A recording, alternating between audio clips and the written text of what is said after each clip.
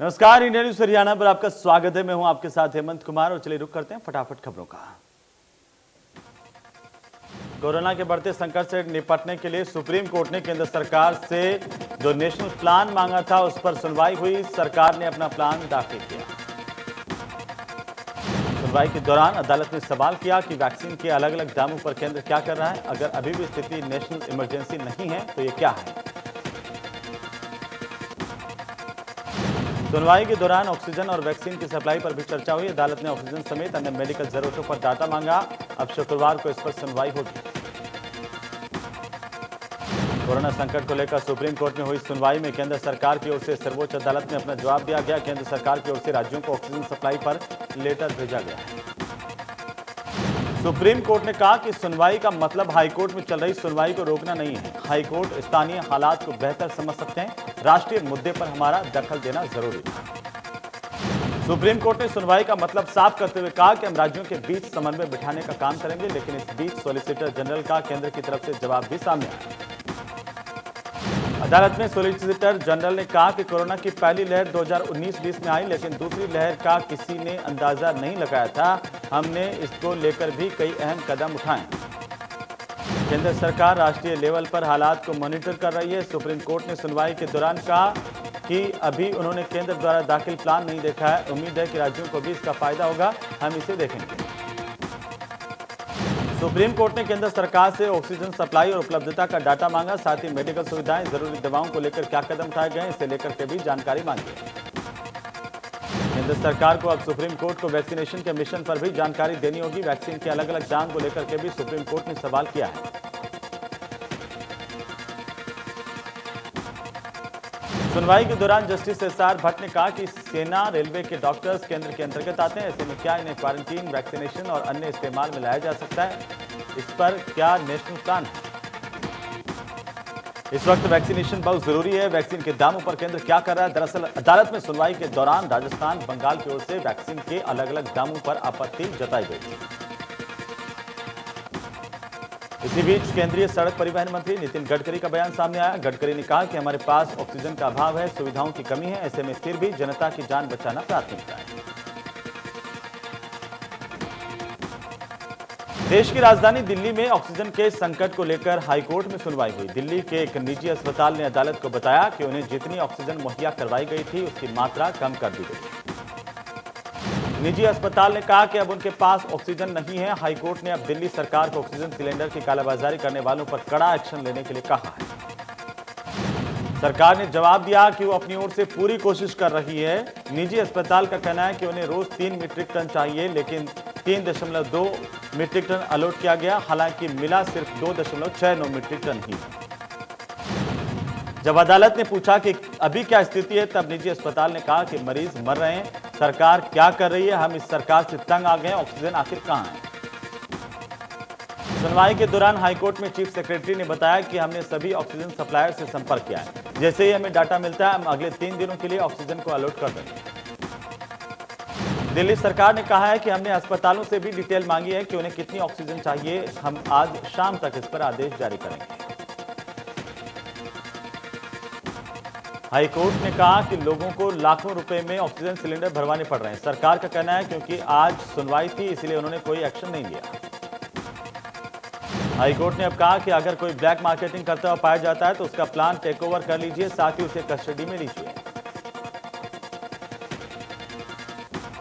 दिल्ली के मुख्यमंत्री अरविंद केजरीवाल ने प्रेस कॉन्फ्रेंस की और कहा कि ऑक्सीजन टैंकर खरीद रहे हैं। दिल्ली सरकार ने बैंकॉक से 18 टैंकर आयात करने का फैसला किया है। ये टैंकर जल्द आने शुरू हो जाएंगे।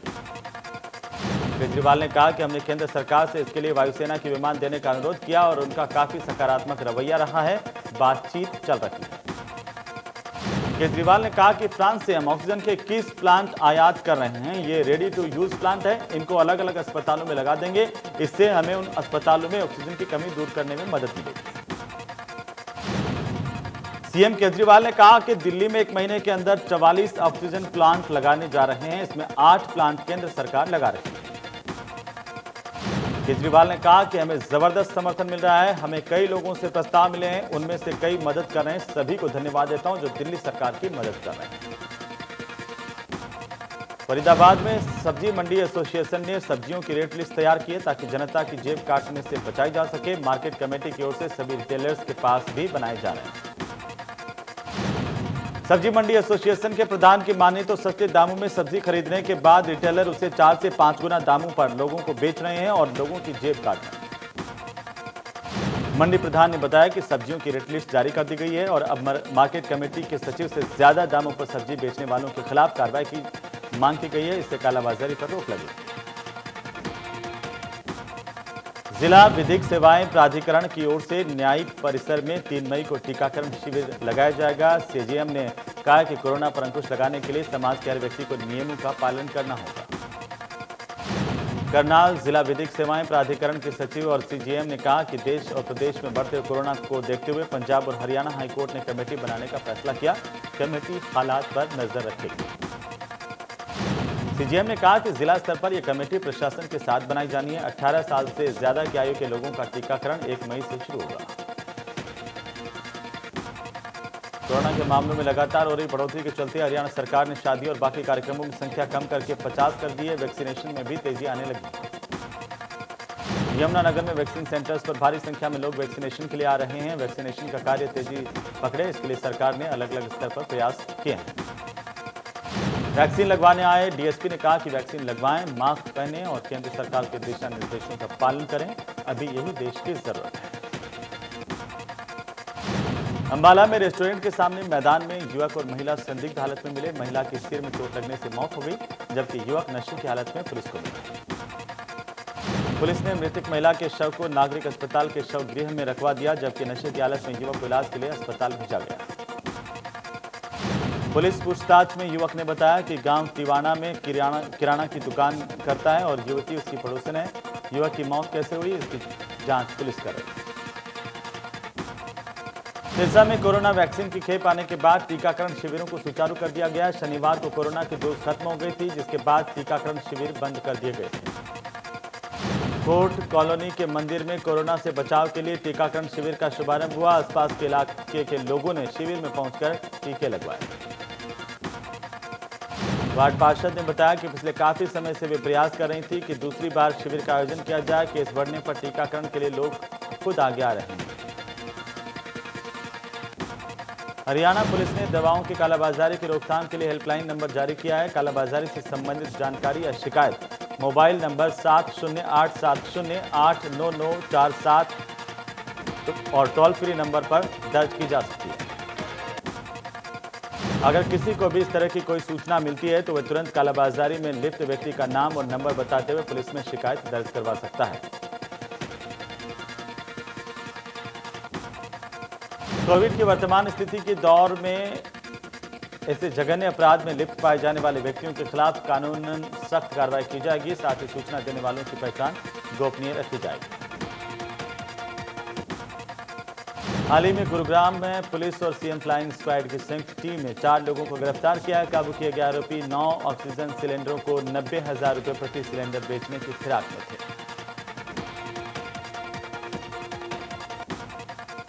धारा 144 के तहत जारी आदेशों में जिला मजिस्ट्रेट ने कहा कि जोन 1 में ईएसआई सेक्टर 7 के साथ सिविल डिस्पेंसरी सेक्टर के कवरेज के क्षेत्र में आने वाले सेक्टर 7, 8, 9, 10, 11, 14, 15 और 15A क्षेत्र शामिल हैं।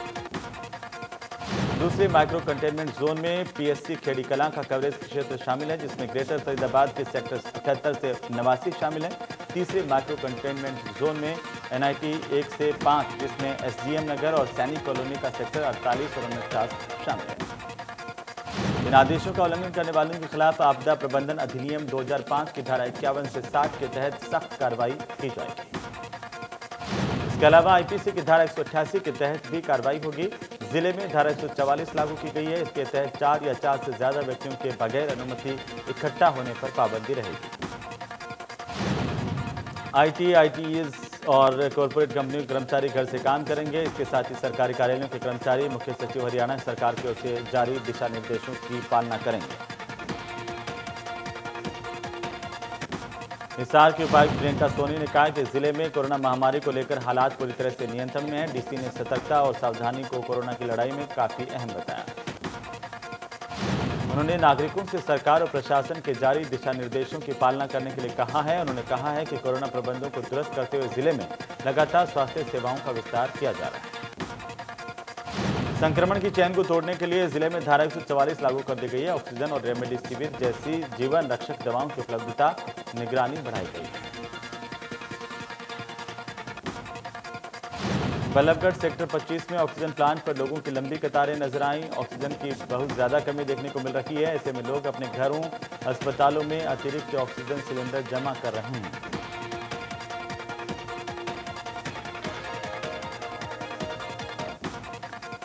फरीदाबाद के जिला मजिस्ट्रेट डॉक्टर गरिमा मित्तल ने जिले के 3 क्षेत्रों को माइक्रो कंटेनमेंट जोन में नोटिफाई किया है। इन माइक्रो कंटेनमेंट जोन में एक हफ्ते के लिए 26 अप्रैल से 2 मई तक लॉकडाउन लगाया गया है।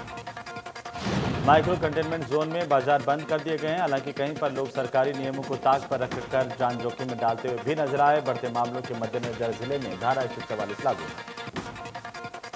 मेडिकल स्टोर संचालकों का कहना है कि महामारी से बचना पहले जरूरी है। उन्होंने ये भी कहा कि पूरे फरीदाबाद में लॉकडाउन लगाना चाहिए। केवल एक मार्केट में लॉकडाउन रहेगा तो दूसरे मार्केट में भीड़ बढ़ेगी। वहीं ढाबा संचालकों का यह कहना है कि लोगों को सख्ती से सरकारी आदेशों का पालन करना होगा, नहीं तो हम सब बर्बाद हो जाएंगे। बस हम सरकार से कहेंगे कि 2 वक्त की रोटी मिल सके, इतनी छूट दें। चरखी दादरी में प्रशासन कोरोना से लड़ने के पुख्ता दावे कर रहा है, लेकिन जिले के एकमात्र नागरिक अस्पताल में जहां डॉक्टर्स की भारी कमी है, वहीं वेंटिलेटर चलाने के लिए स्टाफ तक नहीं है।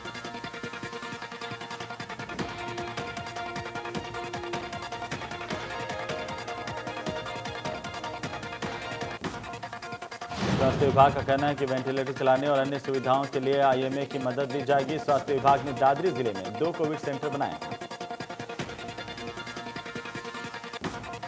चीन से आई एक तस्वीर कोरोना काल में डॉक्टर्स के जज्बे को दिखाने वाली है। जो वो तस्वीर है जिसे देखने के बाद आप भी इसको सलाम करेंगे। दरअसल अस्पताल में महिला मरीज को स्ट्रेचर नहीं मिला तो deputy civil surgeon doctor Ramesh Panchal उसे दोनों हाथों में उठाकर दौड़ पड़े।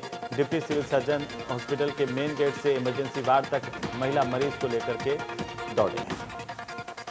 अस्पताल के गेट पर महिला मरीज कार में बैठी नाजुक हालत में स्ट्रेचर का इंतजार कर रही थी। जब महिला मरीज पर डॉक्टर रमेश पांचाल की नजर पड़ी तो उन्होंने उसे लेकर इमरजेंसी वार्ड तक जाने में जरा भी देर नहीं की।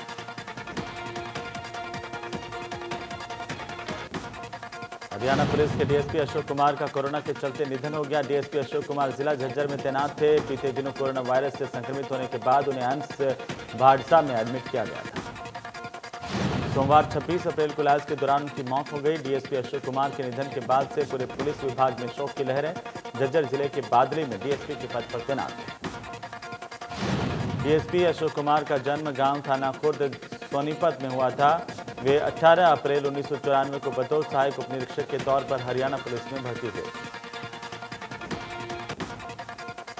करनाल में प्रशासन ने धारा 144 लगा दी है, जहां पर अनावश्यक रूप से एक साथ 4 से ज्यादा लोग इकट्ठा नहीं हो सकते। सेक्टर 7 और 8 पार्ट 2 में कंटेनमेंट जोन बनाकर लॉकडाउन किया गया है।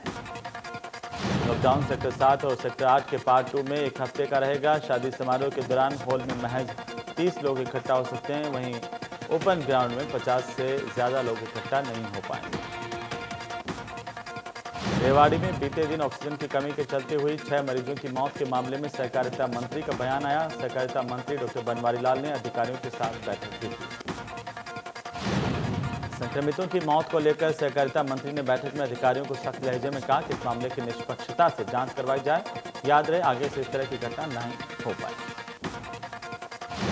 डॉक्टर बनवारी लाल ने कहा है कि कोरोना के बढ़ते संक्रमण को लेकर शासन और प्रशासन बेहद गंभीर है। ऐसे में चिकित्सकों को भी चाहिए कि वे भी मरीजों में विश्वास पैदा करें। चीन में ऑक्सीजन की कालाबाजारी को लेकर सीएम फ्लाइंग की टीम ने छापेमारी की। इस दौरान सीएम फ्लाइंग ने जुलाना के वार्ड संख्या 5 में एक दुकान से ऑक्सीजन के 8 भरे हुए सिलेंडर जब्त किए। दरअसल सीएम फ्लाइंग को खबर मिली थी कि जय भगवान नाम का दुकानदार ऑक्सीजन गैस की कालाबाजारी कर रहा है। पुलिस ने सिलेंडर बरामद करके जांच शुरू कर दी। डीएसपी रविंद्र कुमार ने कहा है कि कोई भी व्यक्ति इस तरह की कालाबाजारी करते हुए पाया जाता है तो उसके खिलाफ सख्त कार्रवाई की जाएगी।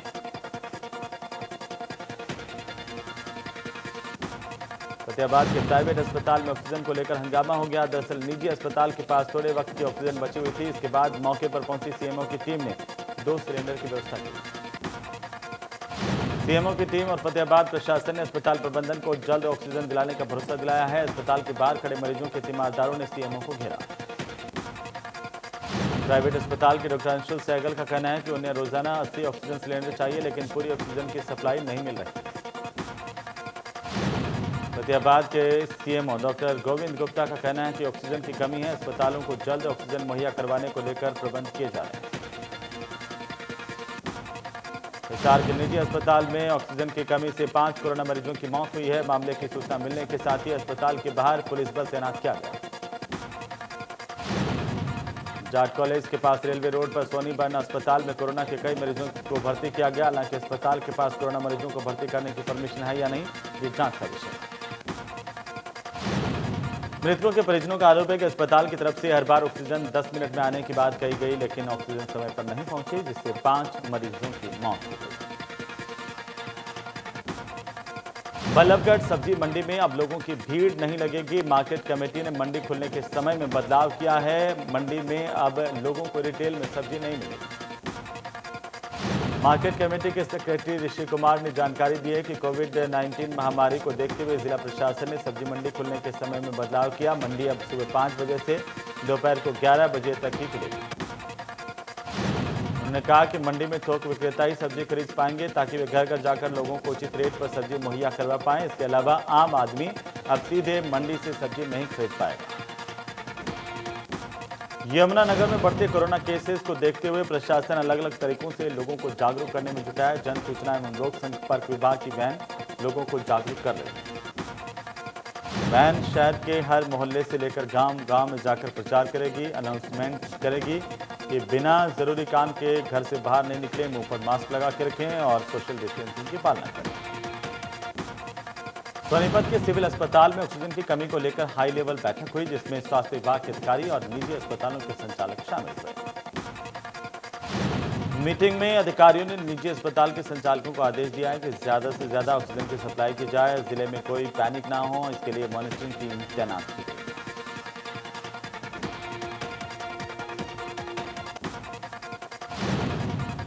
जिला उपायुक्त ने कहा कि जिले में ऑक्सीजन की कोई कमी नहीं है और सरकार से बातचीत की जा रही है। कोई भी निजी अस्पताल उतनी ही ऑक्सीजन ले सकेगा जितनी उनको अलॉट की जाएगी।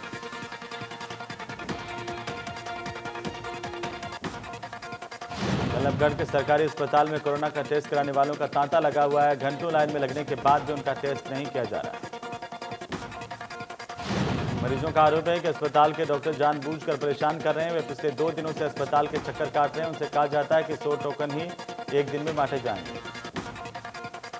सरकारी अस्पताल के एसएमओ से जब इस बारे में जानकारी लेने की कोशिश की गई तो उन्होंने कैमरे पर बोलने से साफ इनकार कर दिया।